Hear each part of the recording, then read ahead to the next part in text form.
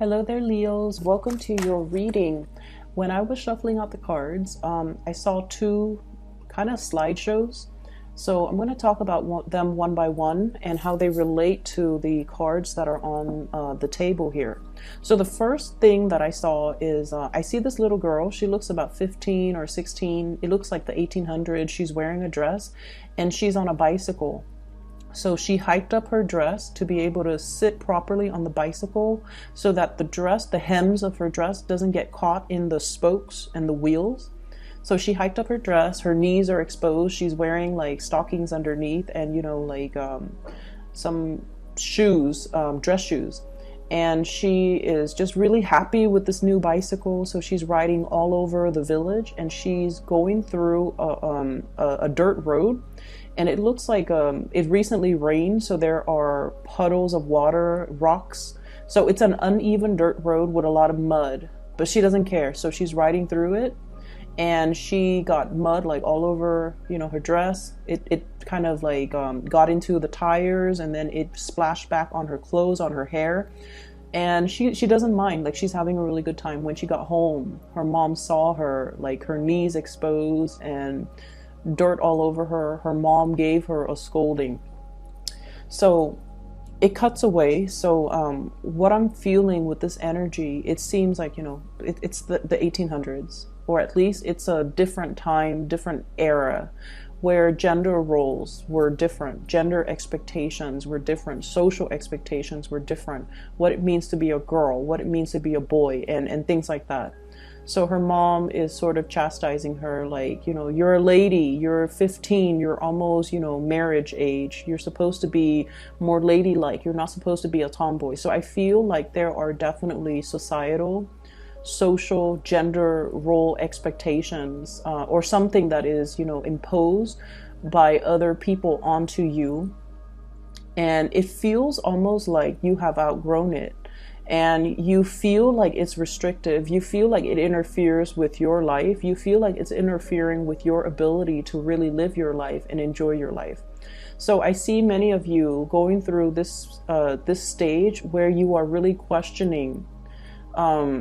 You're questioning, what it is that's making you really happy and why you're not able to pursue it. Okay, that's the main thing. And I feel for many of you, it could be, if you're on the younger end of the age spectrum, it could be, family expectations. You're supposed to go to school. You're supposed to be a doctor. You're supposed to be a lawyer. You're supposed to be ladylike. Women are supposed to behave like this. Men are supposed to behave like this. And, it's everything seems like, or the people around you seem very, very reputation conscious, okay? If you're a little bit older, like if you're, for example, in your 20s, people around you might be like, oh, what did you do before this? Or what school did you graduate from? And it seems almost as if they care about these things more than you as a person. Like they care about what school you graduated from. Where did you get your degree? Where did you get your education? Who are you connected to? So it's like very reputation conscious. Okay, so the environment that you're in, you feel almost like it's either very narrow-minded, or you feel that people care about all of these superficial things that don't really, at the end of the day, don't really have a lot of substance, don't really have a lot of meaning. But nonetheless, they care about these things. And so I see many of you following, and you guys are like a very fierce sign. You're not one to follow the herd. However, I also feel like you guys are also very, very family oriented. So I'm sensing like if you grow up in an environment where mom and dad once groomed you for a specific, life path, for a specific career, for a specific, Ivy League school even, you don't want to disappoint them. But it gets to the point where you feel like life is going one way, and the bottom line is you're questioning, you're questioning these chain of events. You're questioning the choices that have led you to this very moment. And you're also questioning whether or not you're just kind of like, going with the tide, or whether or not you are conscious or consciously making these decisions because they make you happy, or whether or not you are making these decisions or living a specific life path to appease other people, or it's because something that, you know, it has always been done, tried and true. And so you kind of like took it as gospel and you didn't question it. So I see this major awakening, this major epiphany coming into the picture. Crossroads as well. Am I still happy with it? Is this all there is to life? Is this something that is meant for me? Or is this something that I just kind of found myself walking this path? But is there other, you know, like, are there other things out there for me that can bring me more emotional fulfillment? Okay, so I see all of these question marks kind of popping up when I shuffle your cards. And I feel like the energy can be very, very liberating if you're looking to break out and you know, go out into the world and make your mark on the world.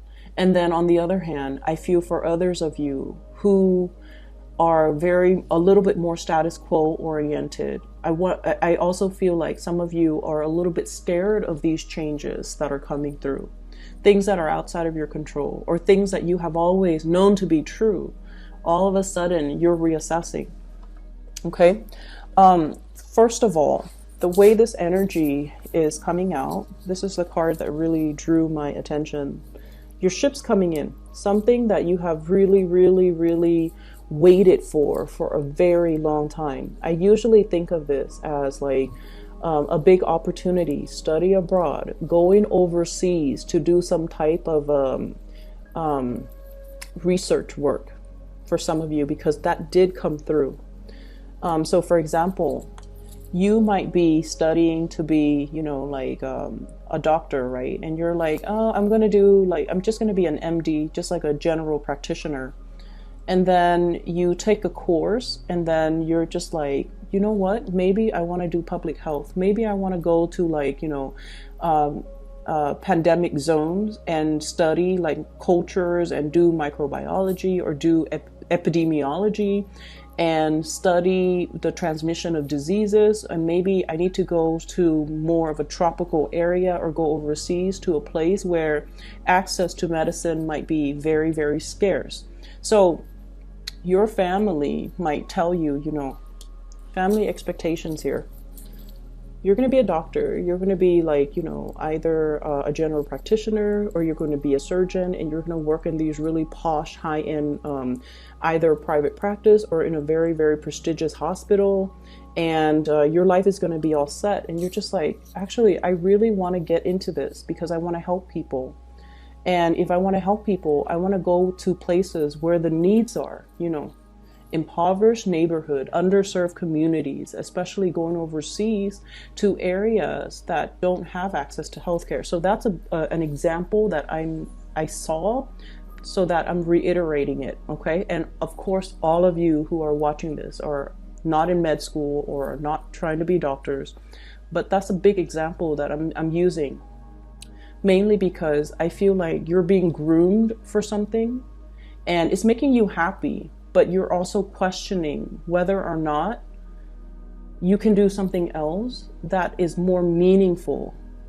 So I see this conflict coming out. On the one hand, you are very, very happy, but on the other hand, you're almost operating from the Aquarius spectrum, where you're wondering, like, what is my contribution to humanity? At the end of the day, it's not so much about what I want, what's making me happy, but how can I share my gifts with the world? How can I make things better for other people? So you're going through a little bit of a soul searching. What's really, really making me happy?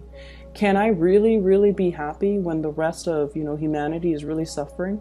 So I feel this major maturation process happening here with Leos. And I also feel like you're plugged in, okay, to this collective consciousness, where on the one hand, your life might be really happy and dandy. But on the other hand, if you see, you know, poverty and homelessness and just people struggling to get by, There's an element about you where you want to share your resources in order to make life, even temporarily, because you're not naive, okay? So share your resources, share your skills, share your knowledge to make things better for other people. Some of you are rethinking like a major career path, rethinking, and I definitely feel like something from like a private arena to more of a public servant. That's what I'm feeling. So I feel like, you know, for example, if you're a psychiatrist, if you're a doctor, you're thinking possibly going, you know, packing up your bags from private practice. Even if you're a lawyer, private practice, going to be like a public defender or work in a more public environment where you're helping a lot of people. So you do want to, on the one hand, you know, really serve humanity, but you also like, you're happy where you are. I don't feel like there's problems with this 10 of Cups here. You're very happy and you feel very blessed with everything that you have achieved and everything, all the good things that are coming your way. But on the other hand, it's almost like you can't really sleep at night if there are people struggling out there in the world. Okay, so that's what I'm sensing. The second image that came through for you, and it's really weird, and I don't know why, I'm not seeing people, but I'm seeing animals. And the animals have, you know, human characteristics, like human behaviors. They look like animals, but they, and I don't know why my guides don't show it in terms of a scene with humans, but let me just relay the message. So there's this nest, it's in the tree, and there are 3 little birds that have hatched from these eggs, and the mother is there. So there's a nest in the tree, there are 3 little birds, and the mother bird, the female bird, is there as well, watching over her 3 kids. And then the dad bird comes back. He has like worms and grubs in his mouth, and then he feeds the kids. And then the mom and dad seems like they're bickering. So then the dad was all like, okay, I've done my part. I've fed the kids. Now I'm going to go off and play. Okay, so that's like the image that I'm seeing. And that's why I question, like, why don't I see humans? Like, why isn't it just the mom with the kids? Dad comes home, gives them money, and then takes off.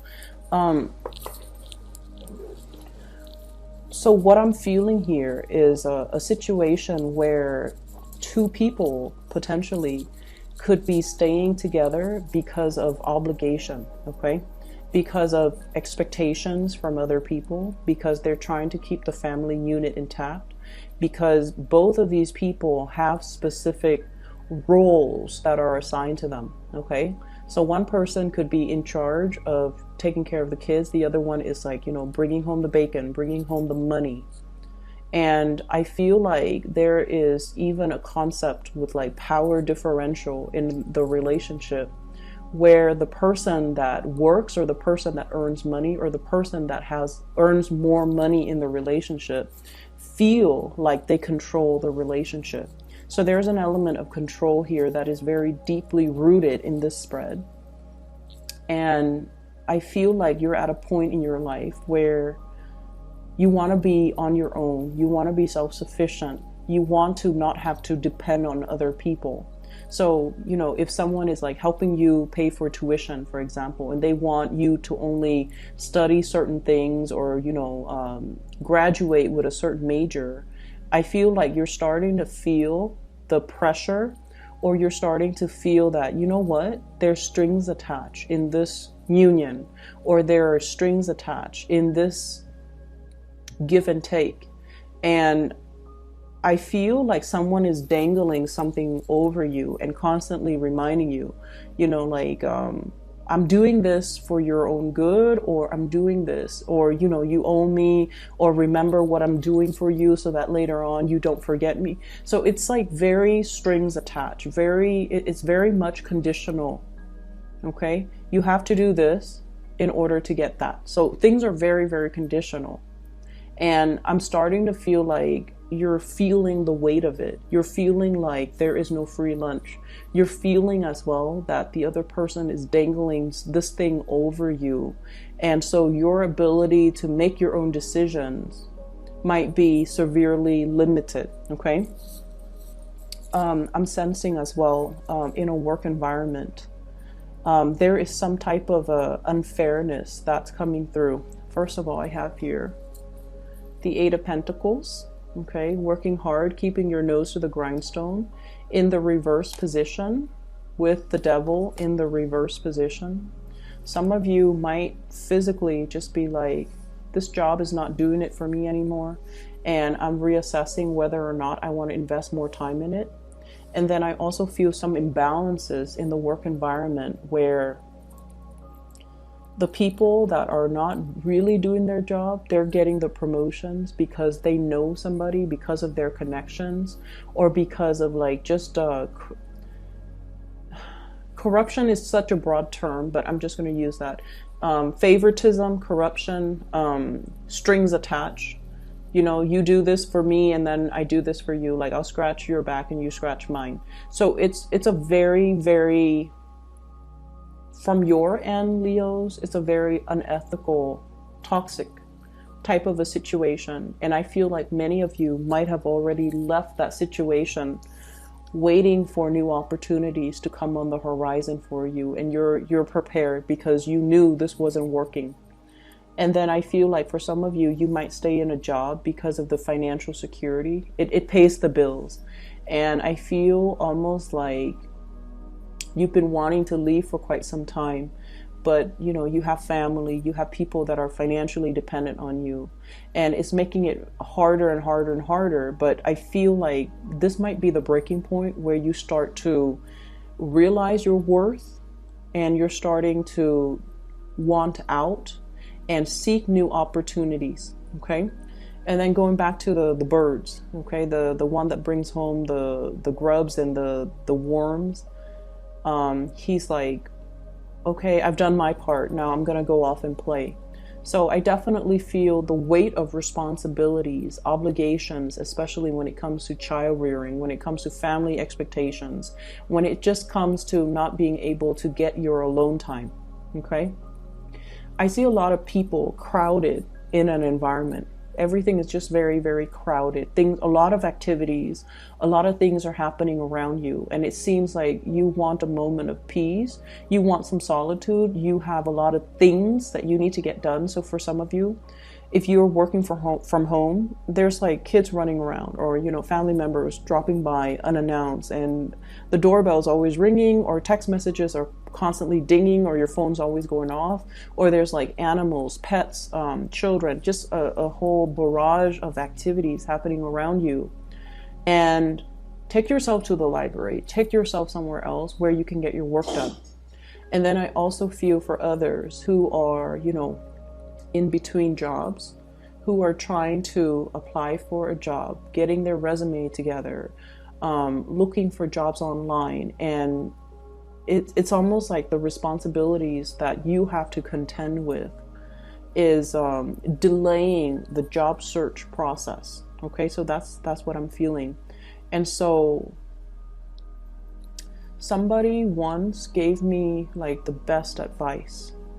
And it is like the best advice I've ever heard. One of the best that I've ever heard. And he's a father of a friend. And he mentioned to her when she was looking for work, treat the job search as a full-time job. You wake up at 7, you get ready. At 8, you sit at your computer, or 7 to 8, you eat your breakfast or whatever. And then at 8 to 5 p.m., you sit at your computer and you look for work, you apply for it one after the other, you take your lunch break at 12, and then you stop doing the job search at 5. And he goes, and then the next day you repeat. So you treat the whole job searching process as if it's a full-time job.